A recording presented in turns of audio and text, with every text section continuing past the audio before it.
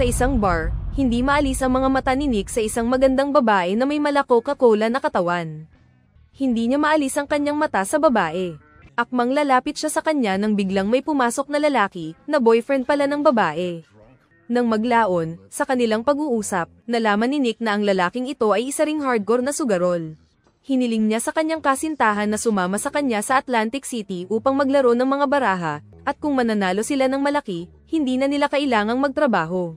Sa halip, magkakaroon sila ng sapat na pera upang mabuhay para sa natitirang bahagi ng kanilang buhay. Gayunpaman, pinayuhan siya ng kanyang kasintahan na huwag sumali sa pagsusugal. Pagkatapos, nagtalo silang dalawa. Nang makita ito, kinuha ni Nick ang kanyang inumin, lumapit sa kanilang mesa, na tinutuya ang babae na sumama sa kanya. Dahil sa ayaw ng gulo, hinila ng dalaga ang kanyang kasintahan para umalis. Ngunit hindi ito hinayaan ni Nick. Mapanuksong inagaw niya ang wig ng lalaki, tinutuya siya sa pagiging panot niya. Galit na galit ang lalaki, ngunit dahil matipuno ang pangangatawan ni Nick, nilunok niya ang kanyang pride at nag-walk out kasama ang kanyang kasintahan. Habang papaalis na ang dalawa ay patuloy pa rin sa pang-iinis sa kanya si Nick kaya sinuntok siya ng ilang beses sa tiyan ng lalaki. Proud na proud ang babae na matapang at malakas ang boyfriend niya kaya niyakap niya ito. Lumalabas na ang lahat ng ito ay plano nila. Si Nick ay binayaran ng lalaking ito para magpanggap na isang bastos upang tulungan siyang magkaroon ng pagkakataong mapabilib ang babae. Pagkatapos ng trabaho, nakatanggap si Nick ng magandang bayad. Sa katotohanan, si Nick ay isang bodyguard na nagtatrabaho sa isang law office sa Las Vegas. Ginagampanan niya ang mga tungkulin bilang isang bodyguard na pinapanatiling ligtas ang mga nagsusugal sa kasino. Kaya kilalang kilala si Nick sa mundo ng mga bodyguard. Ngunit dahil sa kanyang walang katiyakan na buhay, tinatanggap niya ang iba't ibang mga trabaho upang mabuhay. Kabilang ang pagiging bodyguard, mersenaryo, at maging ang papel ng isang thug. Hanggat binabayaran siya at hindi sila lumalabag sa kanyang alituntunin, ginagawa niya ang lahat. Pagkatapos ng trabaho, bumalik si Nick sa bahay, natulog, at pagkatapos ay pumasok sa trabaho gaya ng dati sa opisina. May dumating na binata na hinahanap si Nick. Nais niyang kunin si Nick para protektahan siya habang siya ay nagsasaya. Dahil ang mayamang binata na ito ay natatakot na ang pagdadala ng maraming pera ay makakaakit ng atensyon ng mga thug. Ngunit sinabi niya na bago kunin si Nick, kailangan munang ipakita sa kanya ni Nick ang kanyang mga espesyal na kakayahan upang masiguro niyang mapagkakatiwalaan niya ito. Nagsimulang ipagmalaki ni Nick ang kanyang karanasan. Sinabi niya na siya ay minsang nawalan ng malay, sinabugan ng mga bomba na itinakda ng mga masasamang tao, niloko, at pinagtulong-tulungan ng isang hukbo ng mga thug. Pero sa huli, buhay pa rin siya at sumisipa pa rin. Walang aksidenteng kayang kumitil sa kanyang buhay. Higit pa rito, si Nick ay mayroon ding lisensya ng piloto pati na rin ng isang karate black belt mula sa Tokyo. Halatang tuwang-tuwa ang mukha ng lalaki sa kanyang background check. Hindi lang iyon, kahit bodyguard lang siya, may economic degree si Nick sa Yale University, USA. Nakakabisado niya ang karamihan sa mga front page ng New York Times sa loob ng 5 minuto, at kayang i-recite ang mga ito kahit lumipas na ang 5 linggo. Nanalo rin si Nick sa National Gold Medal Championship sa loob ng 3 magkakasunod na taon at nagsasalita ng 5 wika. Ngunit sinabi ni Nick na mayroon siyang isang masamang ugali. Siya ay isang talamak sa pagsusugal. Sa kabilang banda, ang taong ito ay iniisip na si Nick ay napakamasayahin, at nagustuhan niya iyon. Sa huli, kinuha niya si Nick bilang kanyang personal bodyguard. Pagkatapos ng trabaho, nagmaneho si Nick sa kanyang karaniwang bar. Lumabas ang waitress at sinabi sa kanya na may isang babaeng nagngangalang Holly ang nag-iwan sa kanya ng mensahe. Binasa ni Nick ang note at saka nagmaneho papunta sa bahay ni Holly. Ang totoo ay kaibigan siya ni Nick. Nang makita ang mga peklat sa mukha ni Holly, tinanong siya ni Nick kung ano ang nangyari at kung sino ang gumawa nito sa kanya. Ngunit sa kasamaang palad, siya mismo ay hindi alam kung sino ang umatake sa kanya noong gabing iyon. Ikinwento ni Holly na siya ay nawalan ng malay noong araw na iyon, at itinapon siya ng isang lalaki sa harap ng ospital. Salamat sa kanyang survival instinct, gumapang si Holly sa pintuan ng emergency room. Maya-maya, may lumabas na doktor para manigarilyo. Nang makitang puno ng dugo ang dalaga, mabilis niya itong itinulak sa emergency room. Ito rin ang dahilan kung bakit hinahanap ni Holly si Nick. Gusto niyang kunin siya para imbestigahan ang mga taong nagpahirap sa kanya. Umupo ang dalawa sa sofa, at masusing sinabi ni Holly kay Nick ang nangyari. Bago iyon, Sinabi ni Holly na mayroon siyang mahalagang appointment sa gabing iyon. Pagkatapos ng appointment na iyon, umalis si Holly gamit ang elevator, kung saan may 3 lalaki. Napansin ni Holly na nagsasalita ang pinakabata sa dalawa na may mapang utos at malakas na tono. Iniisip niya na siya ang pinuno, at ang dalawa pa ay mga bodyguard lamang. Matapos silang mabigo sa pang-aasar kay Holly, pilit itong kinaladkad patungo sa kanilang lugar. Pagkatapos, sinenyasan ng pinuno ang 2 malalaking lalaki na pumunta sa katabing silid, pagkatapos ay brutal na sinalakay si Holly. Nang matapos sila, itinapon nila siya sa gate ng ospital. Tinanong ni Nick kung aling hotel ang pinuntahan ni Holly noong araw na iyon. Sumagot siya na siya ay nasa Golden Nugget Hotel. Gayunpaman, ayon kay Nick, ang lugar na iyon ay puno ng mga sugarol. Kung hindi sila mga kriminal, sila ay mga taong pumunta sa Las Vegas para magsugal. At tinanggihan ni Nick ang trabaho. Katwiran niya, wala siyang kakilala sa hotel na iyon, kaya wala siyang magagawa sa mga taong dumukot at nagpahirap kay Holly. Pagkatapos, umuwi si Nick. Bagamat sinabi niya iyon, palihim pa ring sumilip si Nick sa Golden Nugget Hotel. May kilala siyang 2 babae na nagtatrabaho sa laundry ng hotel at humingi siya ng impormasyon tungkol sa mga lalaking kasama ni Holly sa elevator. Nakipagkita ang babae kay Nick sa isang kainan para mas madaling makapag-usap ang dalawa. Sinabi niya na ang lalaking hinahanap ni Nick ay tinatawag na Danny. Siya ay isang mandurumog na may kaugnayan sa Italian Mafia at ang pinuno ng pamilya. Pinayuhan ng babae si Nick na huwag siyang magkakamali, dahil ang 2 bodyguard lang niya ay sapat na para baliin ang kanyang leeg. Nang maglaon, tinawagan ni Nick si Holly upang ipaalam ito sa kanya. Sinabi ni Holly sa kanya na minsan ay tinutukan siya ng baril at malinaw na babarilin siya kung hindi siya sumunod. Ipinasabi niya kay Holly na mahal niya siya, at kapag nasiyahan siya sa kanya, palalayain siya. Pero sa huli, pinahirapan pa rin niya si Holly. Nang gabing iyon, hinintay ni Nick si Cyrus, ang kanyang kliyente, sa lobby ng kasino. Ang binatang ito ay tila nasa sabik sa pagsusugal sa Las Vegas sa unang pagkakataon. Dinala niya si Cyrus sa paglilibot sa lungsod. Taliwas sa naiinip na kilos ni Nick, si Cyrus ay naging masigasig dahil inaakala niya na si Nick ay isang special agent at patuloy na nagtatanong sa kanya kung saang ahensya nagtrabaho si Nick. Bilang tugon, sinabi sa kanya ni Nick na dapat siyang tumahimik. Pagkatapos nito, hinayaan ni Nick si Cyrus na malayang samantalahin ang kanyang pagnanasa, at mukhang nag-e-enjoy ang binata. Samantala, hindi mapigilan ni Nick na isipin ang sitwasyon ni Holly. Nagmaneho siya papunta sa kanyang bahay at sinabi kay Holly ang impormasyon tungkol sa lalaking nanakit sa kanya at ang numero ng kanyang kwarto. Naisip niyang umalis na lang at huwag nang makisali sa gulo na ito. Gayunpaman, nais ni Holly na maghiganti siya para sa kanya, na sinasabing nais niyang durugin ang 2 itlog ni Danny. Ilang sandali pa, nagpanggap si Nick bilang empleyado ni Baby para makita si Danny. Para sa kaalaman ng lahat, si Baby ay ang pinuno ng criminal underworld sa Las Vegas. Siya ang nagmamay-ari ng pinakamalaking kasino sa lungsod, ngunit walang pakialam ang bodyguard, at malakas niyang isinara ang pinto.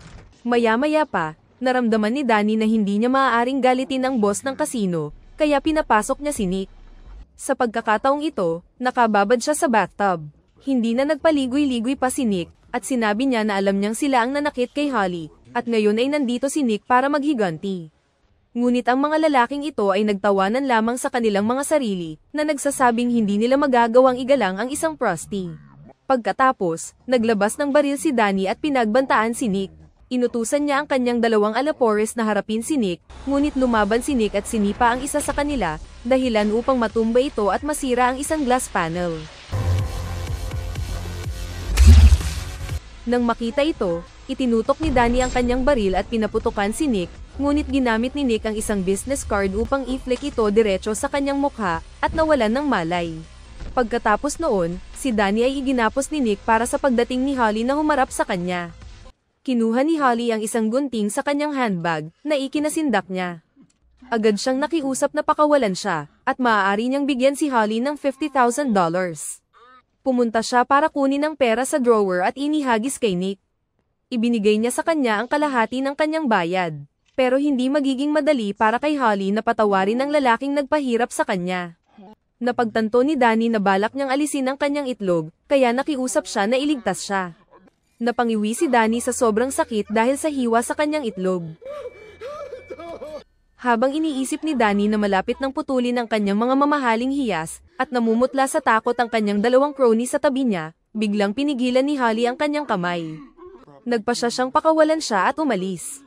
Pag-uwi ni Nick, habang tinitingnan niya ang $25,000 na kinita niya sa mesa, nagpasya siya na subukan ang kanyang swerte minsan at para sa lahat. Dahil deep inside, gusto lang ni Nick na tumakas sa sinumpang lungsod na ito sa lalong madaling panahon at mag-retire mula sa underworld. Ngunit para magawa iyon, kailangan ni Nick na makaipon ng hindi bababa sa $500,000, at ang sugal lamang ang makapagpapayaman sa kanya ng mabilis. Pumunta siya sa kasino at naglaro ng baraha. Si Nick ay tumaya ng $10 na ginagawang mapanghamak ang babaeng dealer. Ngunit ang nakakagulat, kung gaano katagal naglalaro si Nick, ganoon din kalaki ang napapanalunan niya, na tila siya ay nilalapitan ng swerte. Lumalabas na si Nick ay isang tunay na matinik sa card game. Noong nakaraan, siya ay nalulong sa pagsusugal kaya nawala ang kanyang buong kinabukasan. Ngunit ngayong gabi, alam ni Nick na ito lang ang pagkakataon niya para baguhin ang kanyang buhay. Nagpasya siyang maglaro ng malaki, tumaya ng isa pang $1,000 dahil naisip niya na manalo man siya o matalo. Aalis pa rin siya sa Las Vegas, dahil alam niyang hindi pa kakawalan ni Danny si Nick matapos siyang ipahiya sa hotel room. Habang naglalaro si Nick, lalong lumalaki ang panalo niya. Kaya hiniling ng kasino na palitan ng lalaki ang babaeng server. Ngunit hindi nagtiwala sa kanya si Nick at sinabing ang kanyang mga mata ay tila nanlalabo. Nagkataon namang nakasalubong ni Nick si Cyrus na nakaupo. Mukhang medyo natalo ang binata. Pero pagkatapos niyang makausap si Cyrus, lalong naging determinado si Nick na maglaro hanggat kaya niya ngayong gabi. Pinanood ni Cyrus si Nick na patuloy na nananalo, at talagang hinangaan niya ito. Siya ay nanalo ng 20 sunod-sunod na panalo na ikinainis ng manager kay Nick. Ang lahat ay nagtipon sa paligid ni Nick dahil siya ay nanalo ng malaki kaya naakit niya ang lahat ng mga manlalaro doon. Ang huling baraha na ito ang magpapasya ng lahat. Nang ilabas ni Nick ang kanyang dalawang baraha, kinakabahang naghihintay ang lahat para sa resulta. Sa huli, nanalo muli ng malaki si Nick, na nagpasaya sa lahat ng nasa paligid niya.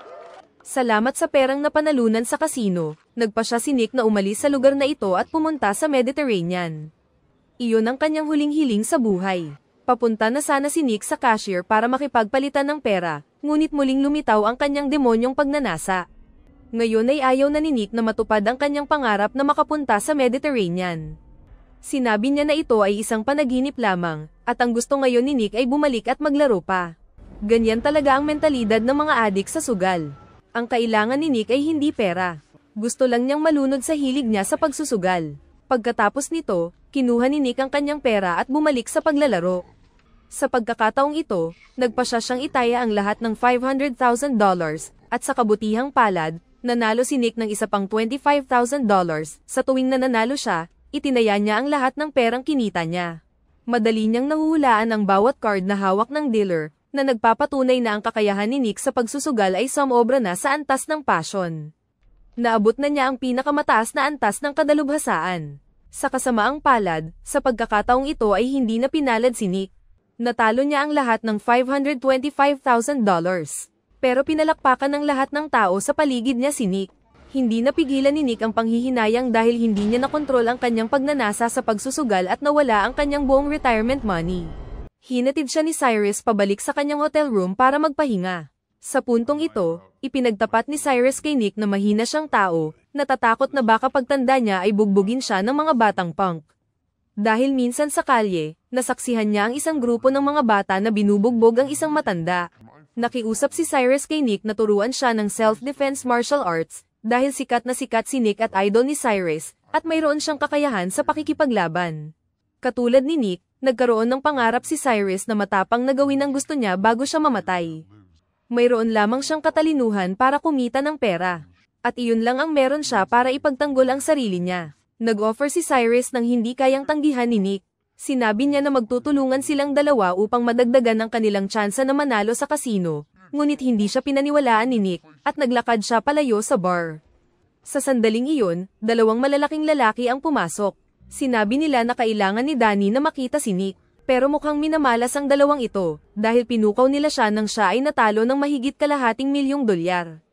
Galit na binasag ni Nick ang isang baso sa ulo ng isa sa mga alapores ni Danny. Pinagpatuloy niya ang pisikal na pananakit sa dalawang ito na para bang mga punching bag lang ang mga ito para mailabas niya ang galit sa pagkatalo niya sa pagsusugal. Patuloy na damadami ang mga lalaki na sumusugod upang salakayin si Nick, ngunit salamat sa kanyang mabilis na kilos, pinabagsak silang lahat ni Nick. Siya ang pinakamagaling sa pagsusugal at pakikipaglaban. Walang magawa ang mga ipis na ito para labanan si Nick. Habang siya ay nakikipaglaban, dumating ang mga tauhan ng boss ng kasino at sinabihan siyang huminto. Nang makita ni Baby si Nick, sinabi niyang nakatanggap siya ng reklamo mula kay Danny. Ayon sa kanya, gumamit si Nick ng baril para patayin ang dalawa sa kanyang mga tauhan at ninakawan siya. Para linawin ang katotohanan, napilitan si Nick na harapin si Danny.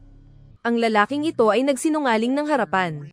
Sinabi niya na pumasok si Nick sa kanyang silid bago tinutukan ng baril sa kanyang ulo, pagkatapos ay niligpit ang dalawang alapores, itinali sa mga upuan, at binaril. Higit pa rito, tumakbo rin si Nick sa desk ni Danny at ninakaw ang kanyang $50,000. Bukod dito, nagkunwaring hindi maintindihan ni Danny kung bakit nababaliw si Nick at inatake siya, bagamat wala siyang ginawa sa kanya. Sa puntong ito, ang mukha ni Nick ay namumula, tinatanong kung gaano katagal siyang magpapatuloy sa kanyang kasinungalingan. Alam na alam ng boss ng kasino na nagsisinungaling ang taong ito dahil alam niyang kaya silang patayin ni Nick gamit ang kanyang mga kamay, at hindi na kailangan ng baril. Sa sandaling ito, sinabi ni Nick ang tunay na dahilan kung bakit siya naghiganti.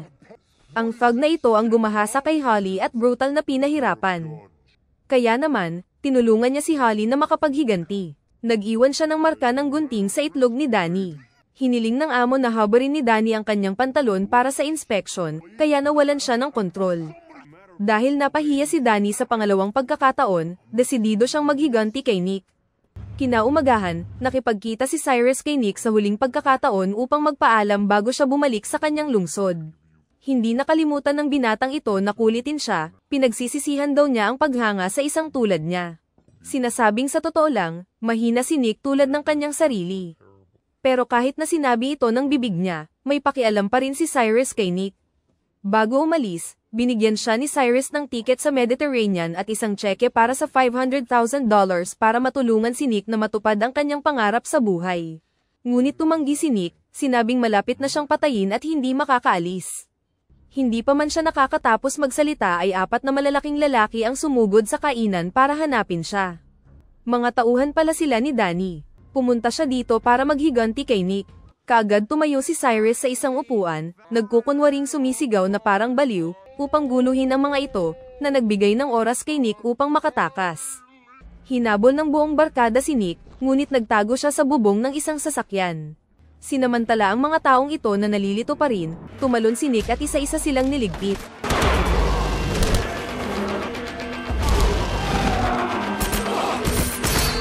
Sa ngayon, si Danny ay nabugbog ng husto sa kanya. Inutusan niya ang kanyang mga tauhan na umabante at ipagpatuloy ang pag-atake sa kanya, ngunit lahat sila ay natalo ni Nick salamat sa kanyang di matatawarang liksi. Gamit ang isang kutsilyo para saksakin ang mga alapores sa kanilang mga itlog. Ngayon ay si Danny na lang ang natitira. Hindi siya natakot at sumugod para suntukin si Nick sa mukha, ngunit wala itong epekto sa kanya. Binasag ni Nick ang braso ni Danny, at napasigaw siya sa sakit. Pagkatapos, kumuha siya ng kutsilyo at sinaksak sa singit para tapusin siya. Sinaksak siya ni Nick sa leeg, dahilan para mamatay siya sa sakit. Mabilis na hinabol ni Cyrus si Nick at binigay ang tiket sa bangka at pera. Nagbibiro lang daw siya na tinawag niya si Nick na duwag, dahil idol niya talaga siya. Sa pagtatapos ng pelikula, umuwi si Nick at inimpake ang kanyang mga bagahe para umalis. Dito na nagtatapos ang kwento. Sana ay nagustuhan nyo. Mag-subscribe na kung hindi ka pa nakasubscribe. Pindutin na rin ang notification bell at like button upang matulungan ang channel, and leave a comment down below. And as always, thank you for watching.